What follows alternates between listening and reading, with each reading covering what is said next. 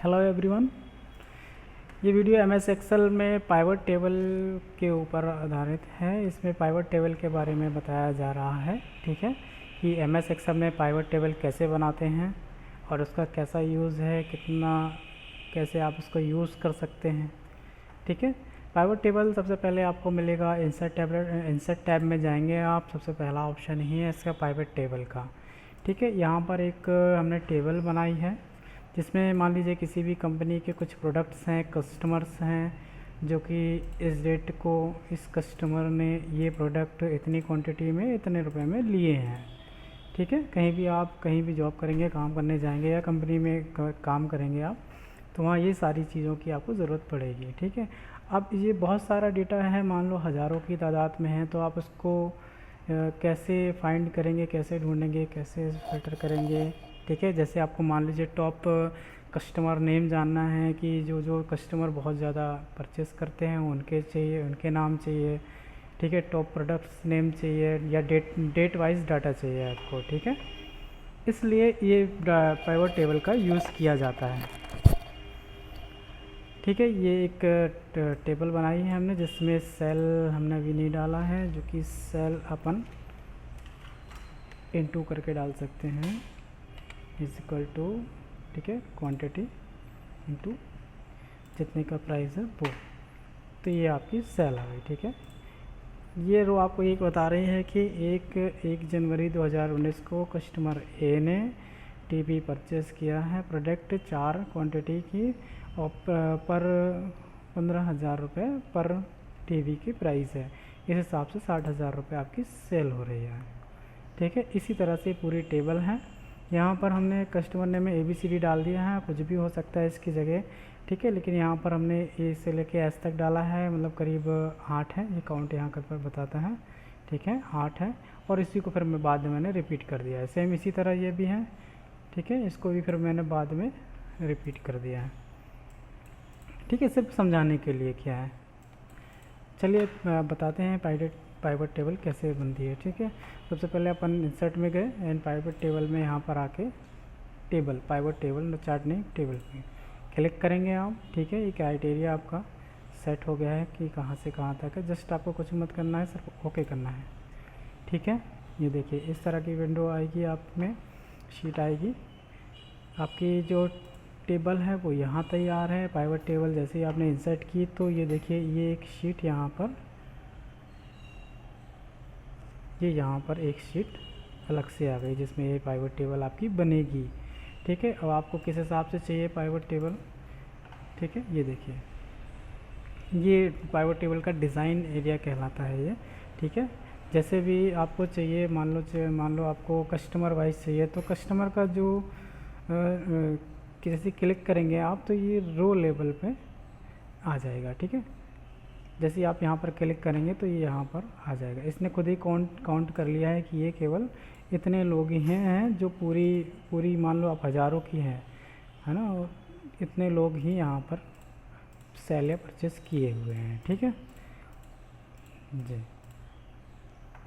अब आपको मान लीजिए इसको अच्छा, आप बाहर अगर क्लिक करेंगे तो ये डिज़ाइन जो है पाइवट टेबल का हट जाएगा, ठीक है। जैसे यहाँ पर क्लिक करेंगे तो वापस आ जाएगा, ठीक है। अब मान लीजिए ये कस्टमर हैं आपके, आपको जानना है इन्होंने कितने का सेल किया है कि कितने का परचेस किया है, ठीक है।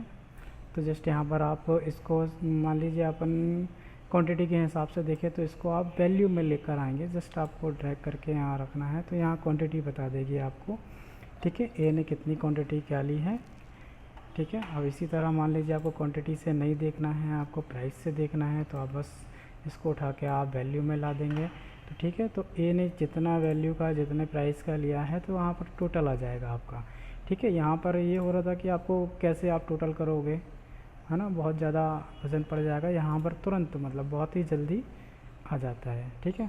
मान लीजिए आपको प्राइस से भी नहीं चाहिए, आपको सेल से चाहिए, तो ये वैल्यू उठा के आप यहाँ रख सकते हैं, ठीक है। तो यहाँ से ये आ जाएगा।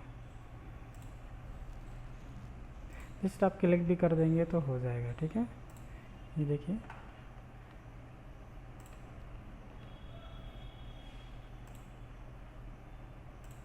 क्वांटिटी, प्रोडक्ट्स, देखिए, ठीक है। इस तरह से आप पाइवट टेबल बना के अपने हिसाब से आप डाटा को शॉर्ट कर सकते हैं। इसमें आप फ़िल्टर लगा सकते हैं, ढूंढ सकते हैं कि टॉप कस्टमर कौन है, टॉप प्रोडक्ट्स क्या हैं, टॉप डेटा डेट वाइज आप कैसे निकालेंगे। ठीक है, जस्ट आपको यहाँ पर क्लिक करना होगा रो में।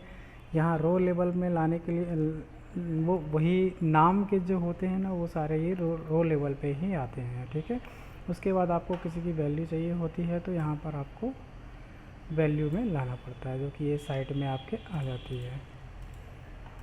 ठीक है, ये देखिए, ये यहाँ आप ड्रॉप करेंगे तो यहाँ से ये ले लेगा। ये जिस पे भी टिक करेंगे आप उस हिसाब से ये बता देगा। ठीक है, ये देखिए,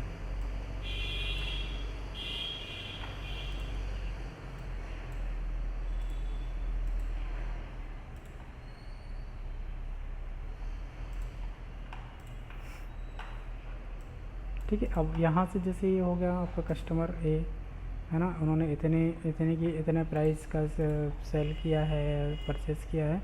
तो ये इसको आप ये वाले डाटा को उठा के आप सबसे पहले तो आप इसमें आप शॉर्ट लगा सकते हैं कि सबसे ज़्यादा से कम, लॉन्गेस्ट टू स्मॉलेस्ट या स्मॉलेस्ट टू लॉन्गेस्ट, ये उस हिसाब से आ जाएगा। ये देखिए, ये सी वाला जो कस्टमर है ये सबसे ज़्यादा, और डी वाला जो कस्टमर है वो सबसे कम सेल किया, परचेज़ किया हुआ है। ठीक है, इस हिसाब से आप उसको सेट कर सकते हैं। यहाँ देखिए डेसिमल में 0 पॉइंट के बाद 3 0 लगे हैं, यहाँ से आप उसको कम ज़्यादा कर सकते हैं। ठीक है, पूरा सेलेक्ट कर यहाँ से आप कम ज़्यादा कर सकते हैं। ये देखिए, ठीक है, यहाँ ग्रांड टोटल आ जाता है। इस तरह से आप पाइवट टेबल का यूज़ कर सकते हैं। ठीक है, इसी तरह से आप डेट वाइज भी कर सकते हैं इसको। ये देखिए, इसको डेट वाइज से लिखेंगे, ये देखिए पूरा डेट वाइज आ जाएगा आपका। ठीक है, कस्टमर नेम, ये देखिए, यहाँ से आप प्लस माइनस हो जाएगा। ये देखिए, ठीक है, इस तरह से आप डेट वाइज भी कर सकते हैं इसको।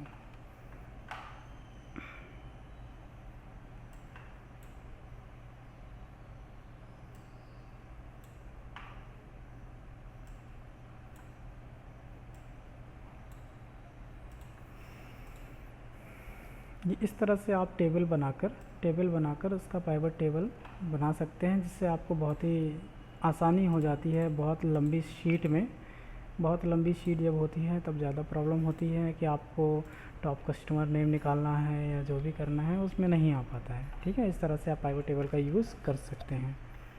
इस वीडियो में इतना ही, थैंक यू।